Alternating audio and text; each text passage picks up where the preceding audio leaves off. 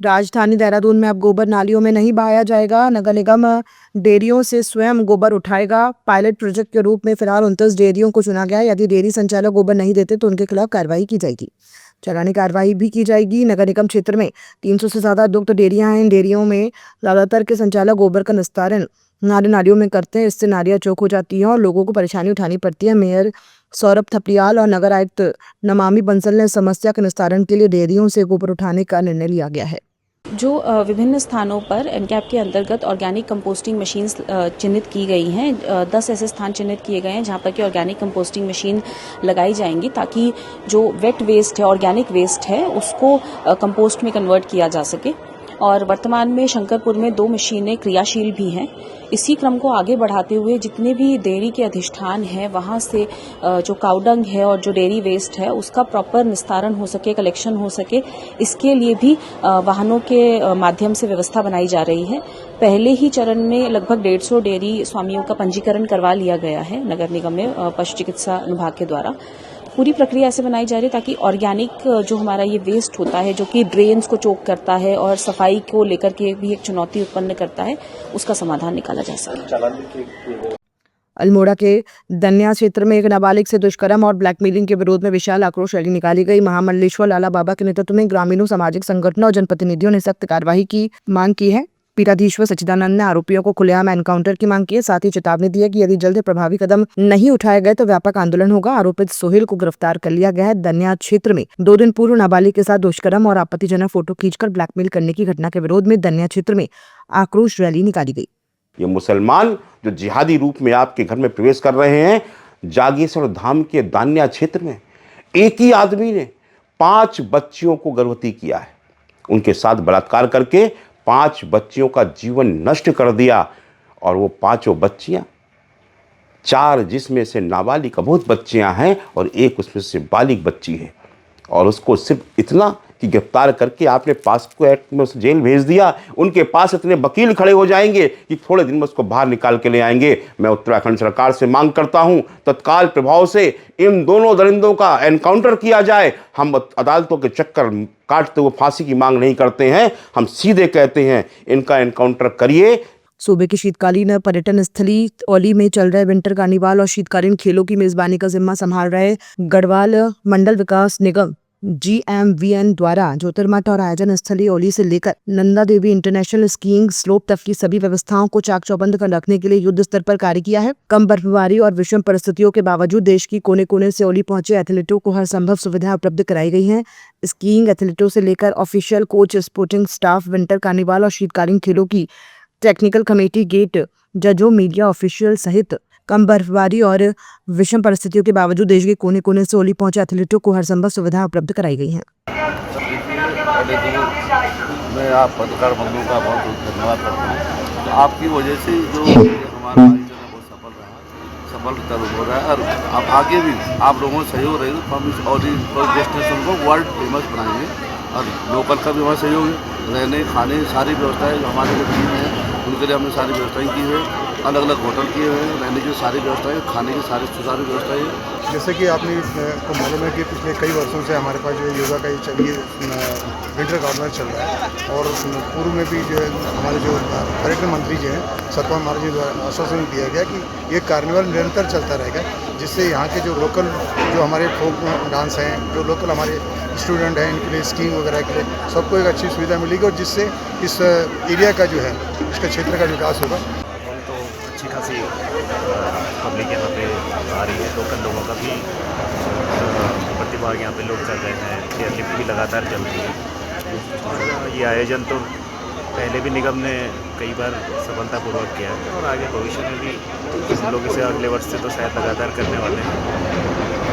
एक अच्छा माहौल यहाँ पे देखने को मिल रहा है, अच्छा उत्साह है लोकल लोगों के लिए।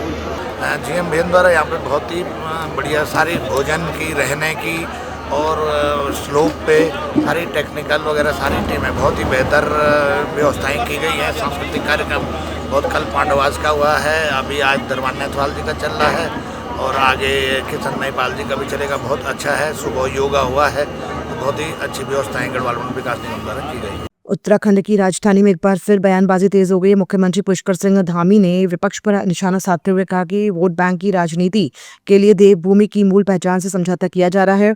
उन्होंने कहा कि हाल के घटनाक्रम से ये बात जनता के सामने पूरी तरह स्पष्ट हो गई है कि विपक्ष किस दिशा में काम कर रहा है।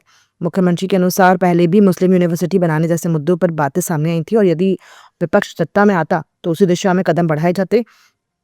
उन्होंने कहा कि अब जनता सब कुछ समझ चुकी है और सरकार किसी भी ऐसी गतिविधि को लेकर सख्ती बरतेगी जो राज्य की सांस्कृतिक पहचान और सामाजिक संतुलन के खिलाफ हो। मुख्यमंत्री ने स्पष्ट किया कि राज्य सरकार जन भावनाओं और कानून के अनुरूप कड़े फैसले लेने से पीछे नहीं हटेगी।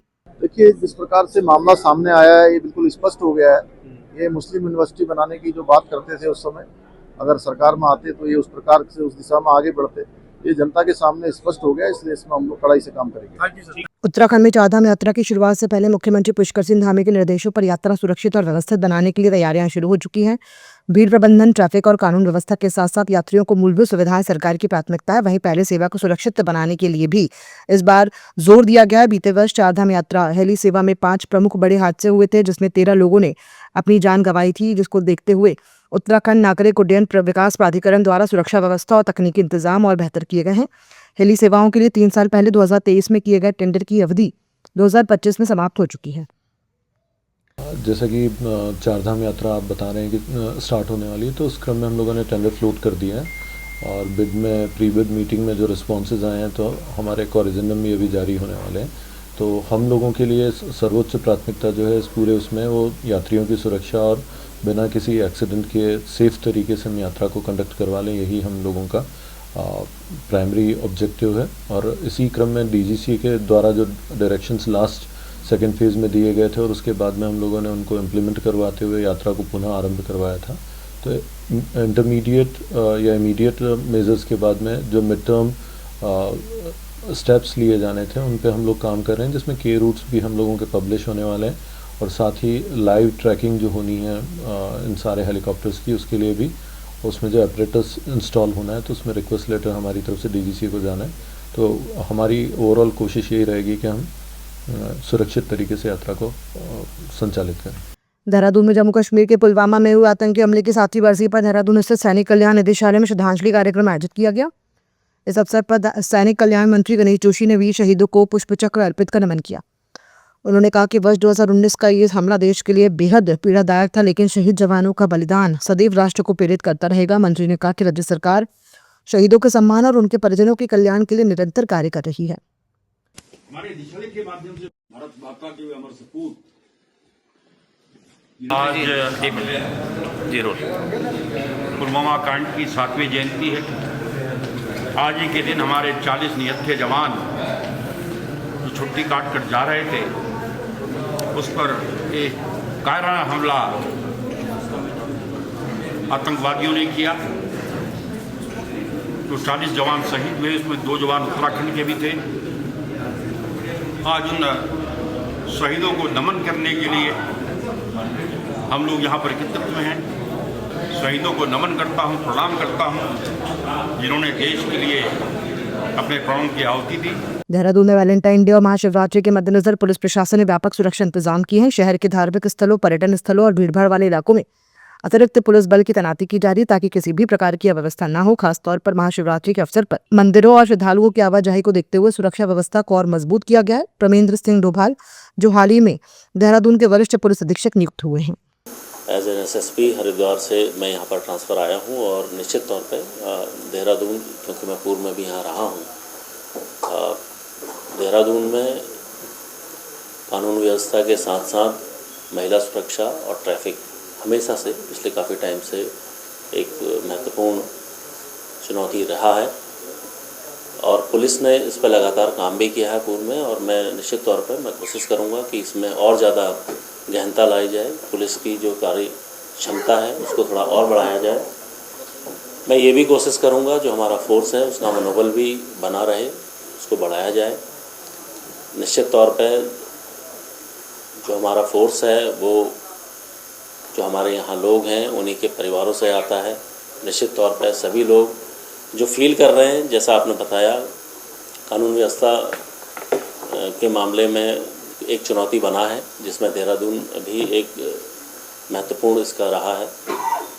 तो सबसे पहले मैं कोशिश करूंगा कि अभी जो एक फियर फैक्टर एक स्थिति आई है उसको उस चुनौती से निपटा जा सके और आगे पुलिसिंग को और बेहतर करने के लिए ट्रैफिक मैनेजमेंट, महिला सुरक्षा और कानून व्यवस्था, तीन ही मेरी महत्वपूर्ण मुद्दे रहेंगे।